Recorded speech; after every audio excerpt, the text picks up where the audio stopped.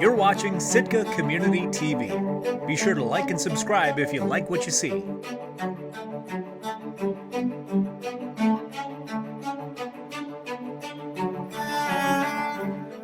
I think so. Well, Okay, are we ready to start, you guys? I don't have the stuff. Thing. Okay, thank you. Welcome to today's meeting. If you guys can all stand and join me in the pledge.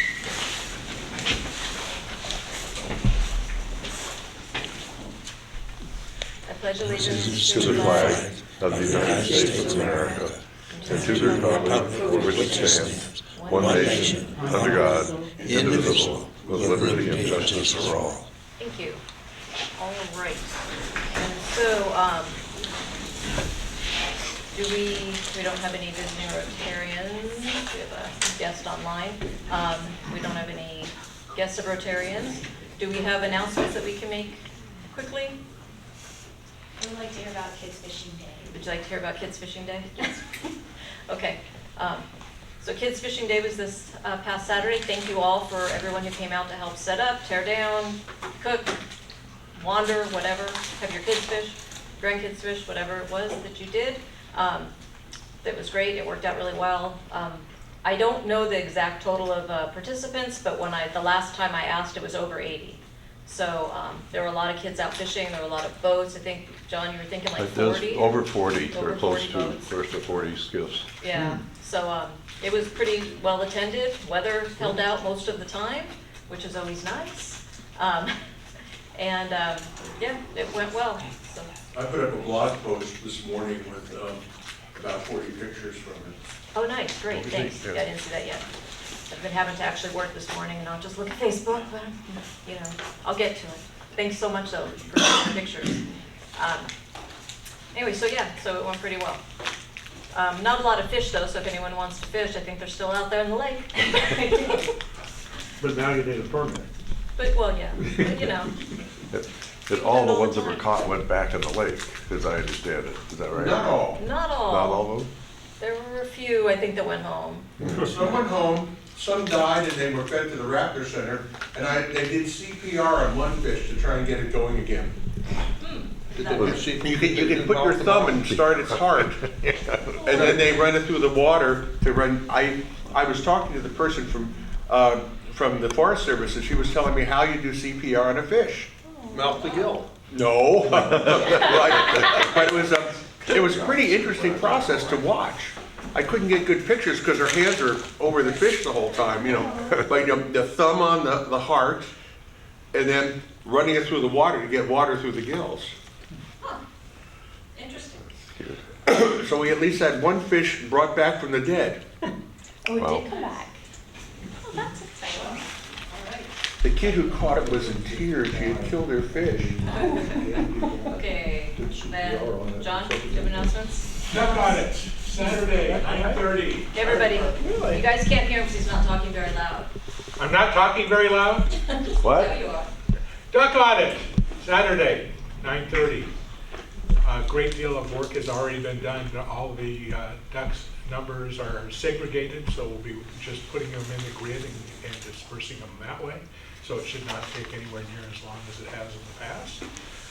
Thanks to those who've already signed up, we still need a bunch of people. Friends, family, enemies, anybody can attend. And we'll have coffee and water and some goodies to keep people going. Thanks to the people who signed up to take the duck containers over to the hall and back. We still need one more vehicle. So if you are so inclined, please let me know. Once we get this out of the way, then the only other thing coming up with regard to the event other than the 4th itself will be a motion that will be brought before the board, whenever we have our board meeting, to move the start-off time from 4 o'clock to 4:30 because the parade is starting at 3:30 this year.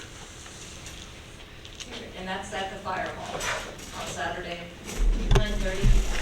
More people there, the quicker it will get done. And I'm telling you this because I'm probably not going to be able to be there. But hopefully you guys will, or friends, family, like you said, anybody you know who might be somewhat interested in the duck race should go and count ducks. So time again, what was the time? So it's 9:30. 9:30, To okay. count. It's 8:30 to set up, I believe, but 9:30 to count. Norm? Would any of the AmeriCorps volunteers want to help? I have an email out to Sarah already. Hopefully they will. Good idea. Thanks. Okay, so do we have anything else? We may be having a board meeting Monday evening. We're having some conflicts with if we're going to have a quorum or not, so we may change it to another date. If we do, we'll let you know. Otherwise, we'll send out an announcement if anyone wants to attend. And then right now, before we actually turn over to our speaker for today, our craft talk, we have Timothy on Zoom. And Timothy, if you're ready, if you can go ahead and give us the update.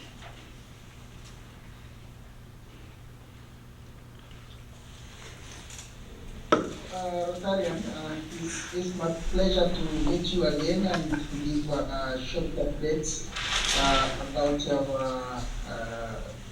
the students that you are sponsoring. Yeah, they are all doing well. Some of them are struggling a bit, but we have spoken to their teachers. For instance, Linda is struggling with some subjects at school, and I have visited her and I talked to her teachers. They have arranged a remedial class for her, and they are going to be watching her very, very closely. There's one teacher who will be having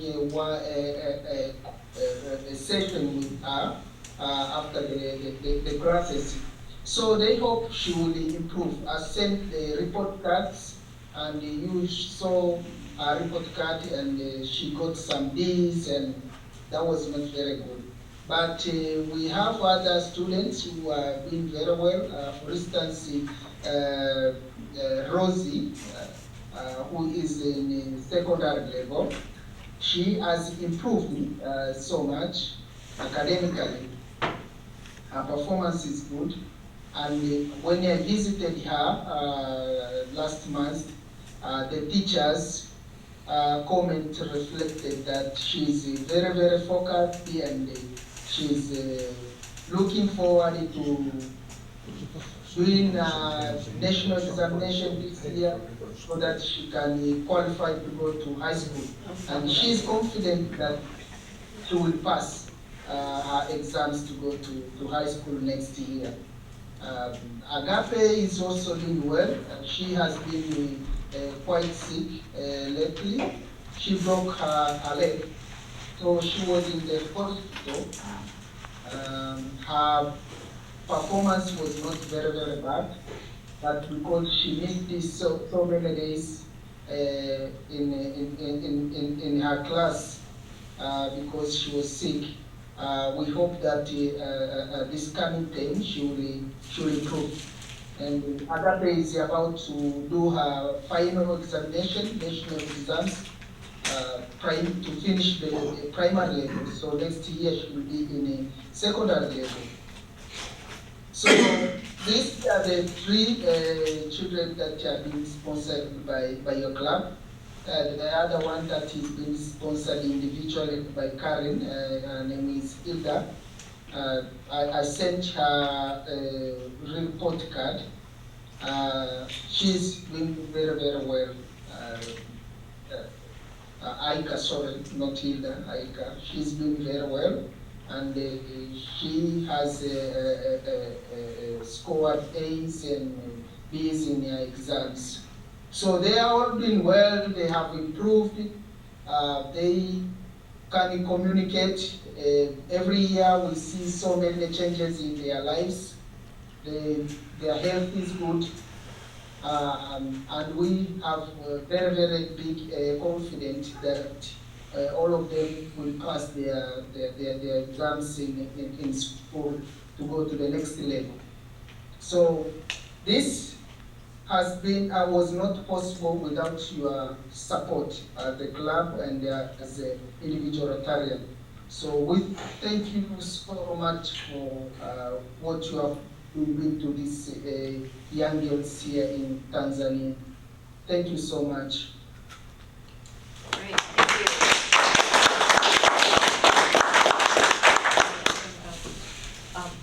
Thank you. Any questions? Does anyone have any questions? Can you ask him what time it is there now?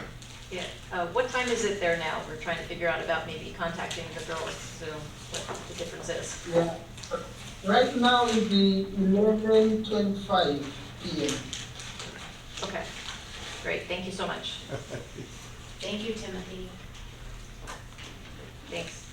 You're more than welcome to hang on, or you can go and Go to sleep. go to sleep, yeah. Thank you so much. Thank you so much. All right, so now we'll have our speaker for today who will adjust the microphone or the camera. Would you mind if I turn off these lights? Nope, that's fine. No, that'd be good. So our speaker today is, of course, our own Ed McFadden. Perfect. How's that? There we go, yeah. I can never see it very well from the back.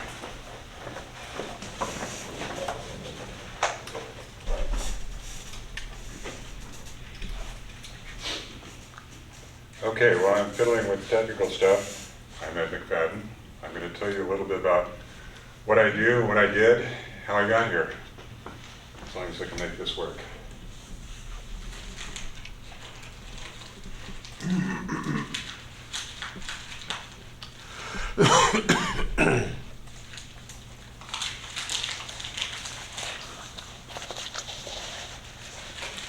Looking a little right. Okay. Very good. All right, can everybody hear me? Yep. Can you see? Okay, so that's me. I'm going to tell you about me. And I'm going to start off.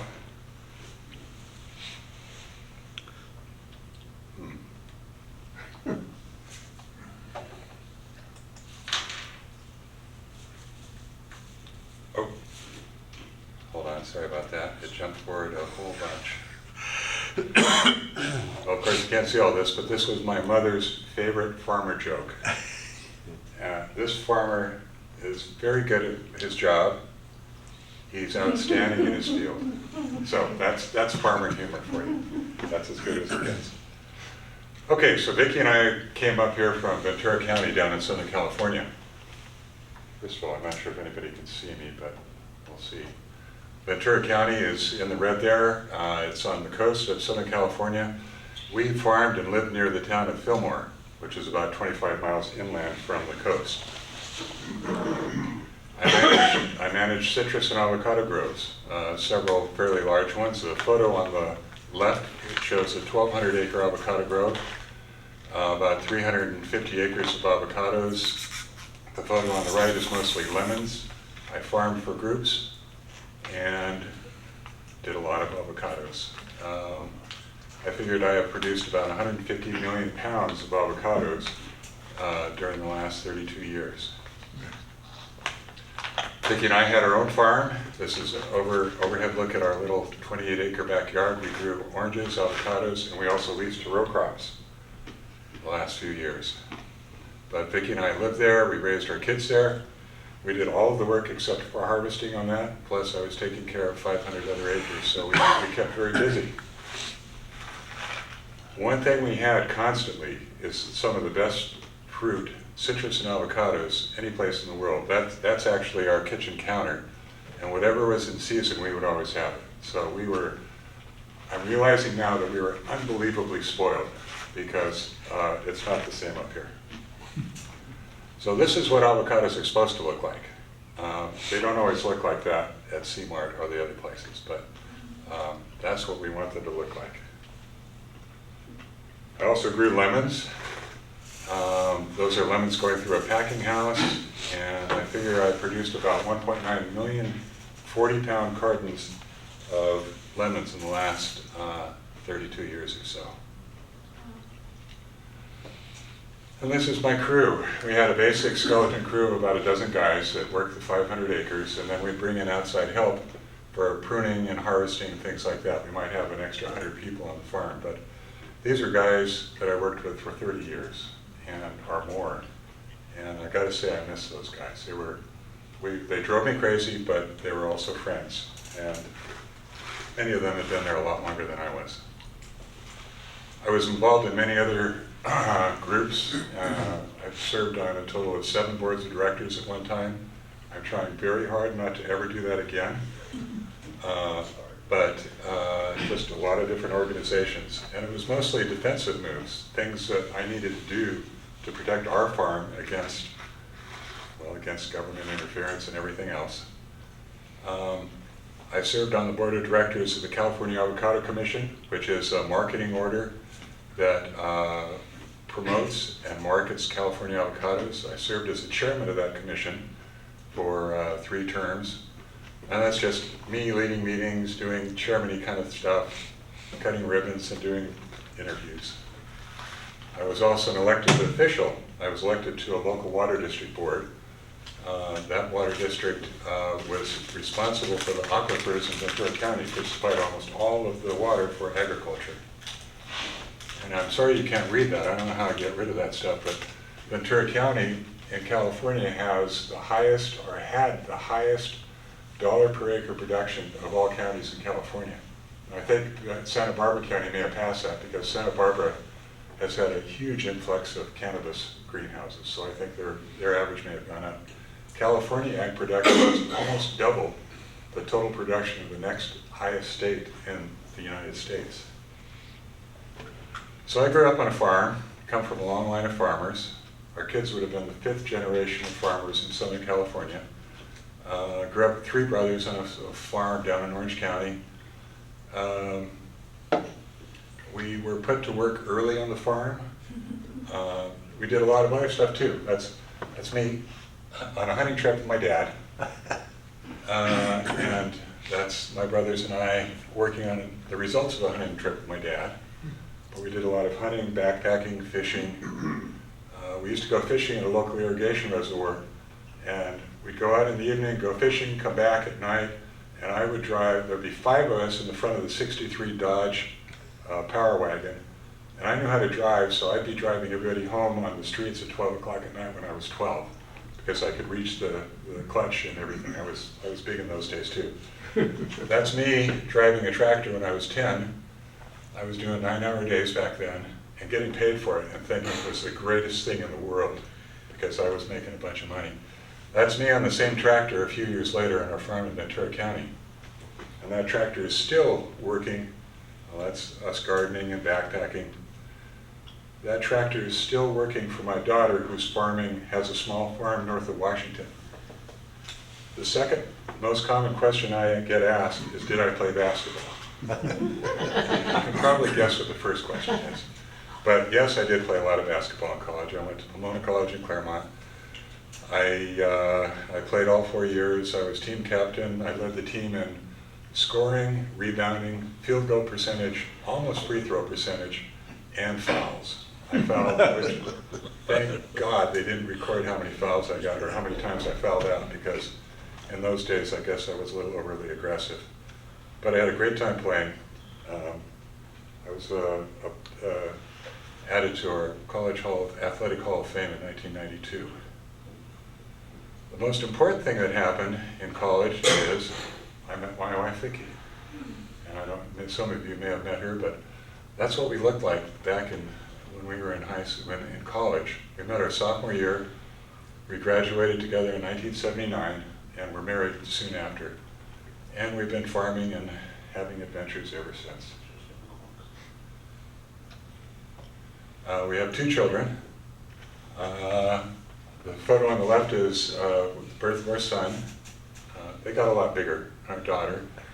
Both of them went to school and then moved to Alaska sometime after they graduated. Daughter's back in Washington State now. Our daughter is renovating a 110-year-old farmhouse down in Whidbey Island in Washington. She led expeditions to the north. This is when she was a certified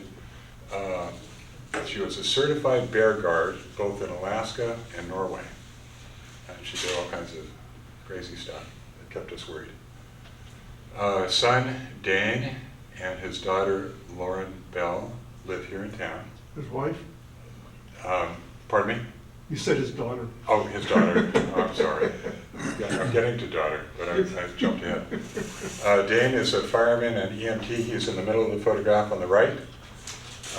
His wife, Lauren, just finished defending her PhD dissertation, and she's going to be starting work soon at the Sitka Sounds Science Center as Director of Research.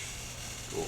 And this is at a parade last year. They're dressed up as California avocado farmers. And An avocado. with a little avocado. And she was really cute.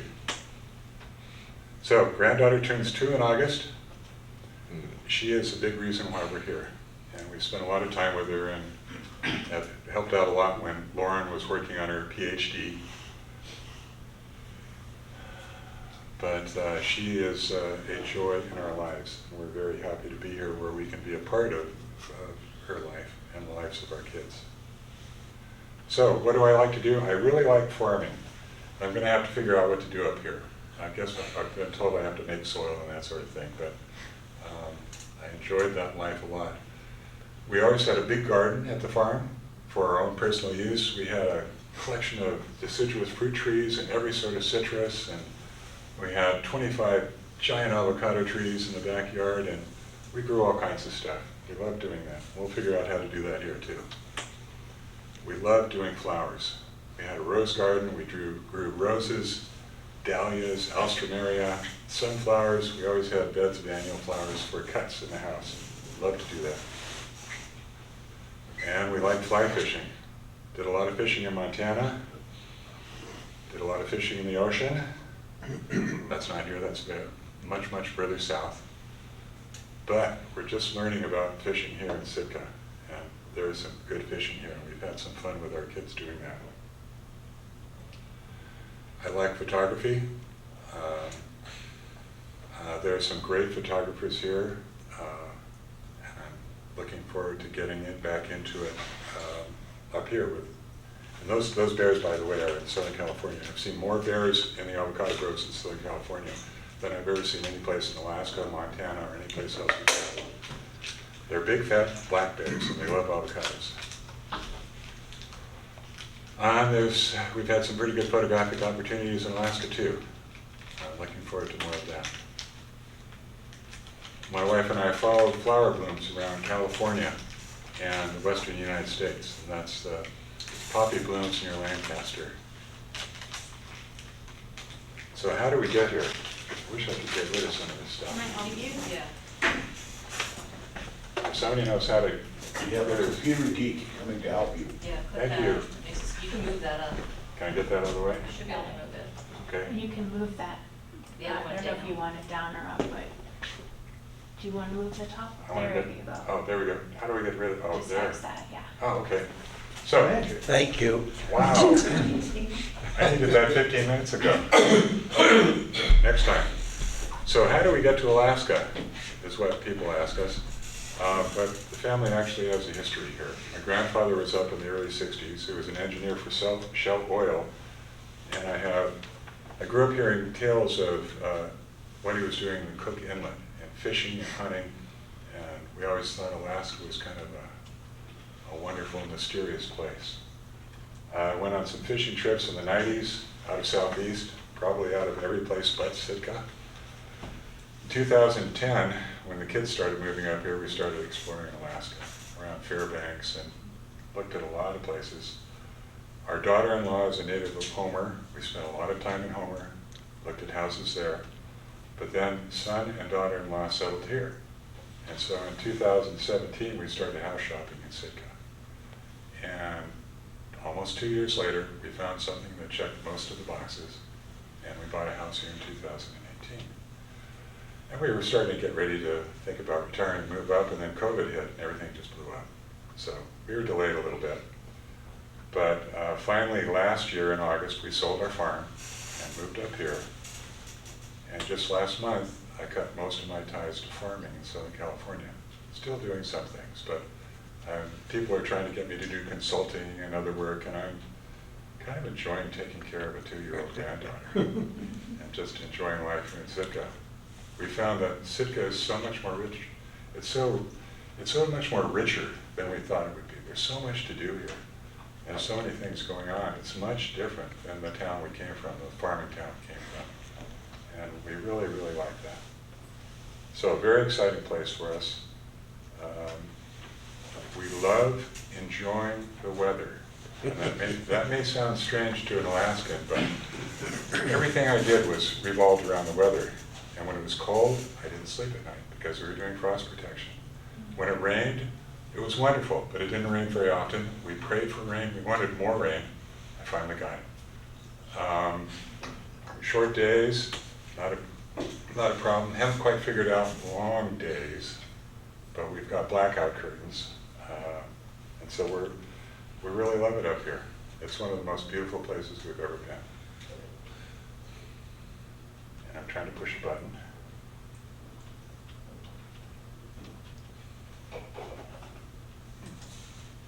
I'm going, oh, there we go. Questions? That's me the way I used to lead meetings. Yes? And, you know, if you've got a pot with some soil in it, you can grow things here. You just can't grow corn, tomatoes, beans, and squash. Uh-huh. That's what we'll do. Yeah. My wife would do anything to have some peonies in a pot.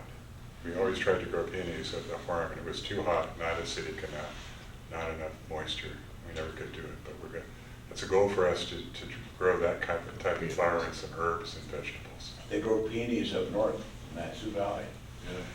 I've seen some great ones in the yards in town. Season. Yeah, there's some yards in town that have fabulous peonies and dahlias too. Yeah. So all I gotta do is find a little dirt.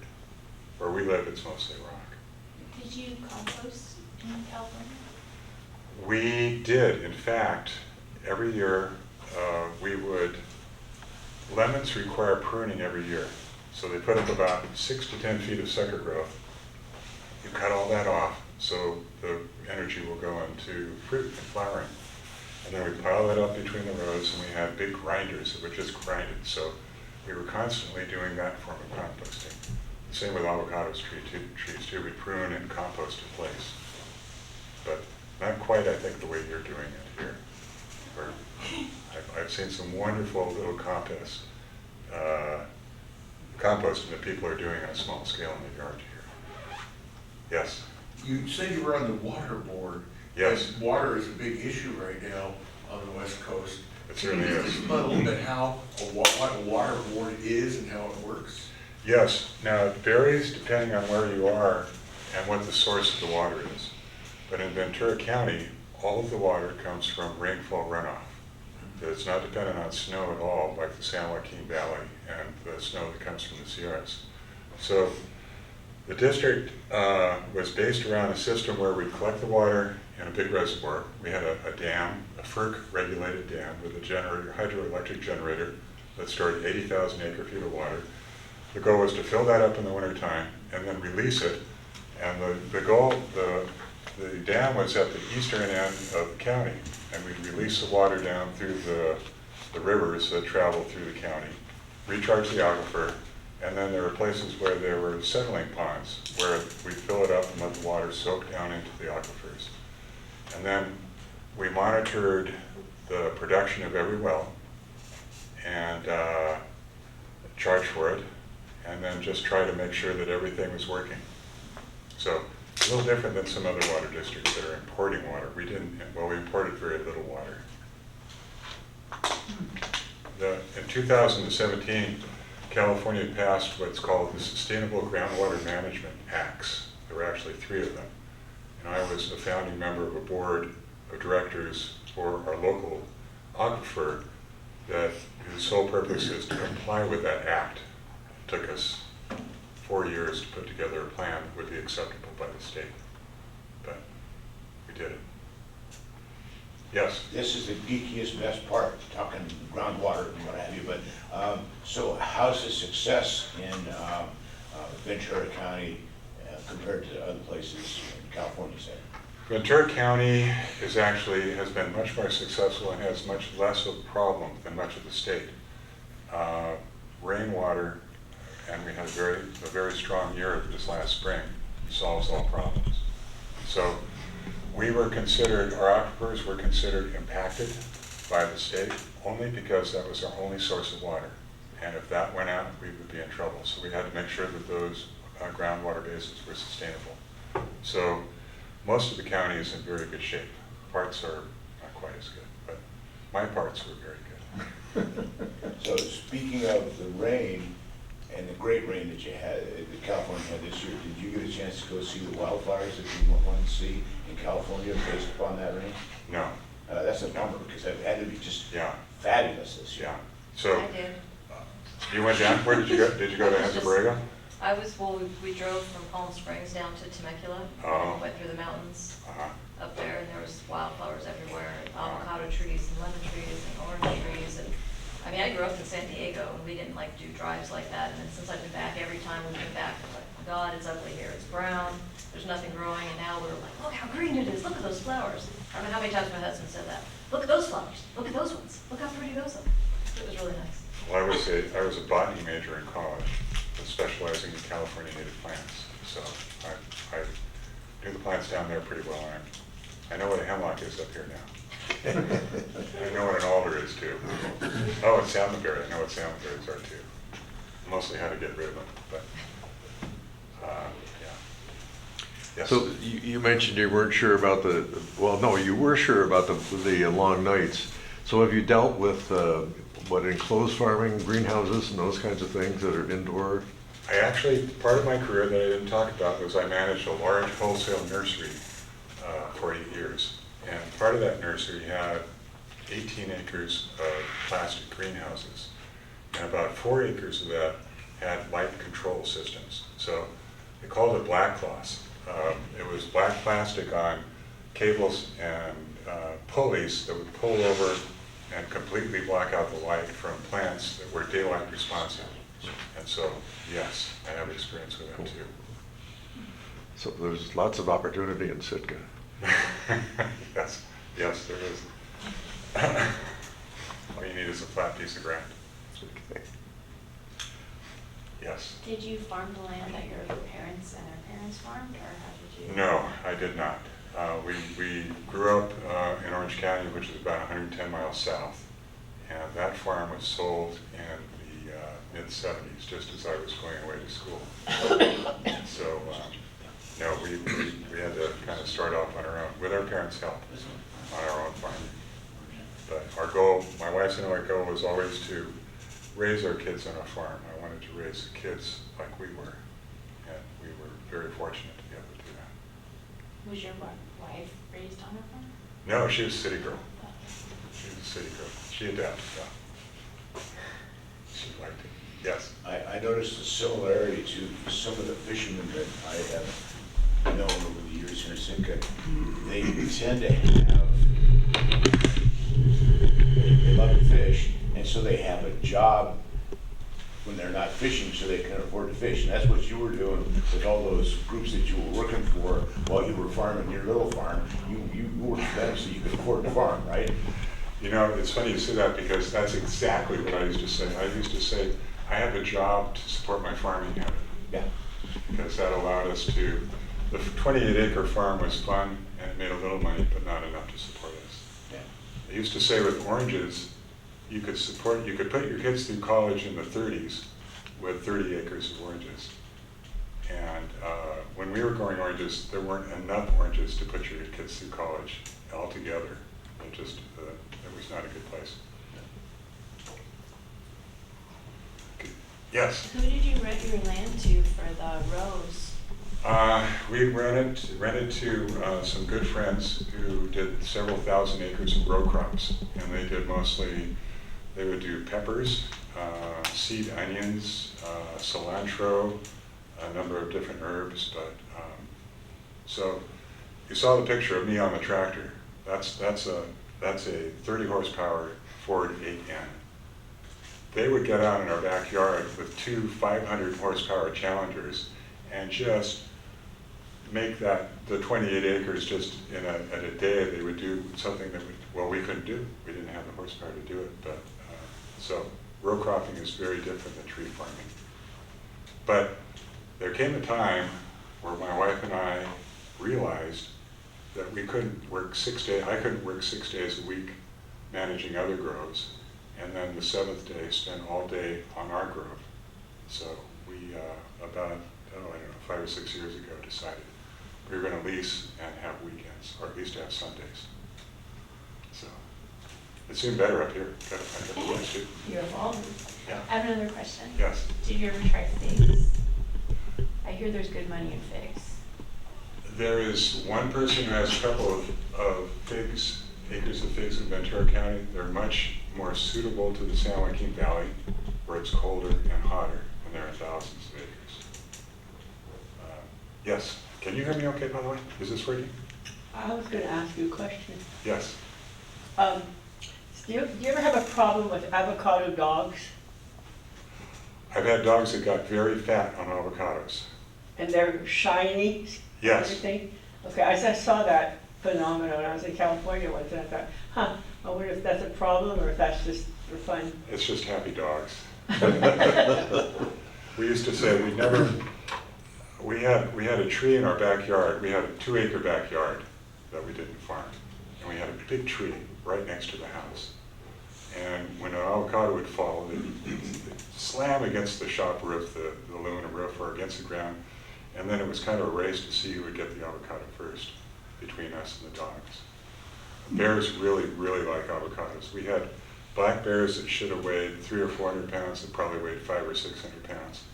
And they'd see you and they'd run as fast as they could, or they'd kind of go like a bowl of jelly. They'd stop after 50 feet, pant, and look back and see if it could still be hungry, and then they'd run on. But they get so big and fat from the avocados. But it's a healthy fat. Was their fur particularly shiny then? It could be very shiny. I don't know why that turned off, but I guess I'm done anyway. You want to stop and share them? Okay. They can- Excuse me If just a anyone moment. online has a question. Just the red button there. Red button, oops, wrong one. Stop share. Just, Get out of this? X, yeah. Okay. Good job. I'm turning into all thumbs. Okay, let's see. Just make clear. I don't know anything about avocados. I mean, where I grew up, avocado was a refrigerator color. And, can you tell me, like, is it a fruit, and what is it related to in other fruits? Okay, this will be a preview of the sex life of avocado talk that I'm going to give in 2 weeks. But they are a fruit. They originated in Central America, Northern South America. They're a very interesting fruit. And I can tell you more now, but I'm going to tell you a lot in 2 weeks. Can you tell me in 2 weeks? Okay, good. So, and vaguely related, and you'll probably tell us next week or whenever, but should we be recycling the seed inside the avocado? Eventually. You mean compost it? Well, I don't know. I mean, you think that's, 10% or 20% of the weight of the avocado, and it's Yeah. like, where's that going? You could put it in compost, but it would take a long time to break down. I mean, I laugh because in a major wind event, we put 1 million pounds of avocados on the ground, and the only one that was happy then were the bears. But I just put it in the trash. The seeds are actually toxic to some animals. Yes. I know that avocado pits in a compost heap will last a minimum of 3 years with no I believe it. sense of deterioration. I think if you pound them with a sledgehammer until they're pulverized, you might get something out of them. That makes sense. I would put it in the trash and concentrate on other things. Paving. Maybe, could be. Okay, well, thank you for your understanding and humoring my story, but that's what I did, that's what I do now, and those are some of the things I want to do in the future. Thank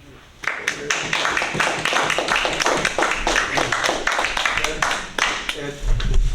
Yes. Give me back the microphone. I would have taken that home. Thank you. I know. Okay. That's why I keep an eye on it. You could have heard us at home. You think you're joking. What? Can you hear me?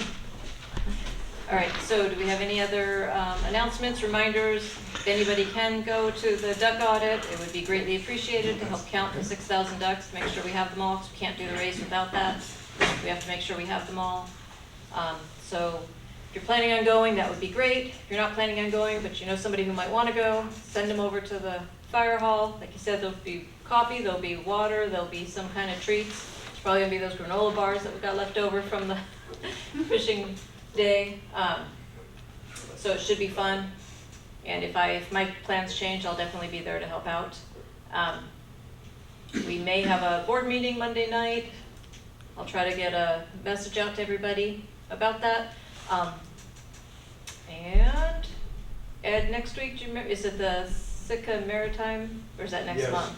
That's next week. Yes. Next week, okay, so the Yes.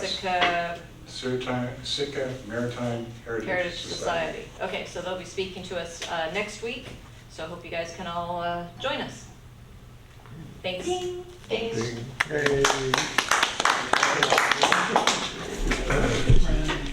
Before you guys all move away, I need to take a group picture if I can. You're watching Sitka Community TV. Be sure to like and subscribe if you like what you see.